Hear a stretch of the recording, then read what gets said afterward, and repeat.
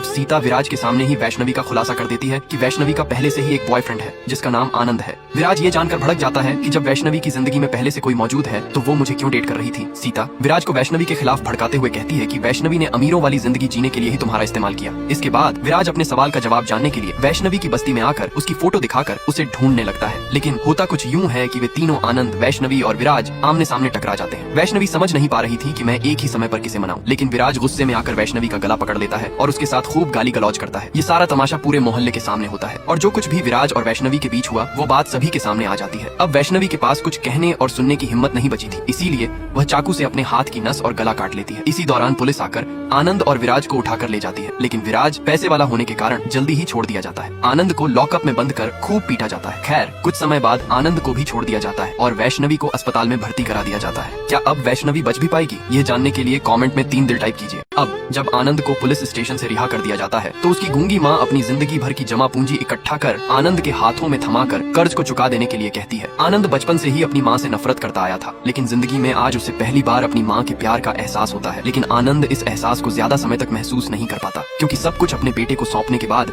उसकी माँ की भी मौत हो जाती है। अब वैष्णवी भी ठीक होकर देखती है कि आनंद की माँ अब नहीं रही तो उसकी आंखों में आंसू आ जाते हैं। कुछ दिनों बाद वैष्णवी को आनंद रेलवे स्टेशन के ब्रिज पर नशे की हालत में बुरी तरह मिलता है, लेकिन अब वह पहले वाला आनंद नहीं था जो वैष्णवी को अपनी जान से ज्यादा प्यार करता था। अब वह बिल्कुल बदल चुका था। हालांकि वह उससे अब भी प्यार करता था, लेकिन साथ ही उसके मन में नफरत ने भी अपना घर बना लिया था। वह वैष्णवी को वहां से जाने के लिए कहता है, लेकिन वैष्णवी अपनी गलती की माफी मांगकर उसे एक और मौका देने के लिए कहती है। लेकिन आनंद अपना फैसला ले चुका था, इसलिए हारकर वैष्णवी वहां से रोती हुई चली जाती है। अंत में हमें दिखाया जाता है कि वैष्णवी की किसी और से शादी हो रही है। जब आनंद वैष्णवी को देखता है तो दोनों की आंखों में प्यार भरे आंसू आ जाते हैं। सुंदरी नाम की ये लड़की बहुत खूबसूरत होती है, लेकिन उसको शादी के बाद क्रिकेट खेलने के बारे में कुछ मालूम नहीं होता। दरअसल राजू नाम का ये लड़का अपने दोस्त की शादी अटेंड करने एक गांव में आता है जहां वो सुंदरी को देखता है, जिसको देखकर राजू को पहली नजर में उससे प्यार हो जाता है। इसलिए वो उसके घर ही पहुंच जाता है और उसके बाप को नेटवर्क का बहाना बता के उसके पास छत पर आ जाता है। अगले दिन सुंदरी उसको नींद से जगा रही होती है तो राजू को ये सपना लगता है तो वो सुंदरी को चूम लेता है, लेकिन सुंदरी उसको इस हरकत पर थप्पड़ मारती है। ये बात उनके घर पहुंच जाती है और राजू का बाप सुंदरी का हाथ मांगता है, लेकिन सुंदरी बोलती है कि आपका बेटा तो सिगरेट पीता है। तभी राजू बोलता है कि मैं आज से ही सब छोड़ दूंगा और इस तरह उनकी शादी हो जाती है। अब उनकी पहली रात आती है तो सुंदरी बहुत नर्वस होती है। वो जैसे ही उसको टच करता है वो डर कर दूर भाग जाती है और उनकी पहली रात ऐसे ही गुजर जाती है। अगले दिन राजू सुंदरी को आवाज लगाता है, उसको हर जगह ढूंढने लगता है। उसको लगने लगता है कि वो यहाँ से भाग तो नहीं गई है। जब वो छत पर आके देखता है तो सुंदरी एक कोने में बैठी हुई थी। उसको ऑफिस जाना होता है तो वो सुंदरी को अपनी फ्रेंड के पास छोड़ने आ जाता है। वो बैठी ही थी कि उसका पति आ जाता है। क्या हो अगर किसी आदमी की बीवी बहुत खूबसूरत हो लेकिन उसकी सुंदरता की वजह से आदमी को सब कुछ खोना पड़ जाए। यहाँ राजू के पास उसकी फ्रेंड का कॉल आता है जो उससे रात की सुहागरात के बारे में पूछती है कि रात को कितनी बार बैटिंग की। राजू बोलता है, मैंने कोई क्रिकेट मैच नहीं खेला है जो तुझे बैटिंग के बारे में बताऊं, लेकिन वो झूठ बोल देता है कि मैंने 2 बार बैटिंग की क्योंकि रात उसने कुछ नहीं किया था। दरअसल उसकी बीवी को सुहागरात के बारे में कुछ मालूम नहीं होता और उनकी पहली रात ऐसे ही बीत गई थी। अगले दिन उनके घर उसका पड़ोसी आता है जो उसकी बीवी को सुअर जैसी आंखों से घूर रहा होता है। यहाँ राजू के ऑफिस वाले शादी की पार्टी मांगते हैं, इसलिए वो सभी फ्रेंड्स को अपने घर इनवाइट करता है। जब उसका एचआर उसकी बीवी को देखता है तो उसका पप्पू टाइट हो जाता है और वो बोलता है कि तेरी बीवी बहुत हॉट है, जिस वजह से वो अपने एचआर पर बहुत गुस्सा करता है कि तू अगर एचआर ना होता तो तुझे यही गार्ड देता। अगले दिन सुंदरी पड़ोस वाली औरत को कुछ देने आती है कि तभी उसका पति उसको पीछे से पकड़कर चूमने लगता है और बोलता है कि मैंने सोचा मेरी बीवी है, लेकिन ये सब उसने जान के किया था। राजू घर आके बताता है कि उसको एचआर ने जॉब से हटा दिया है, जिस वजह से वो बहुत दुखी हो जाता है और उसको कहीं जॉब भी नहीं मिलती है।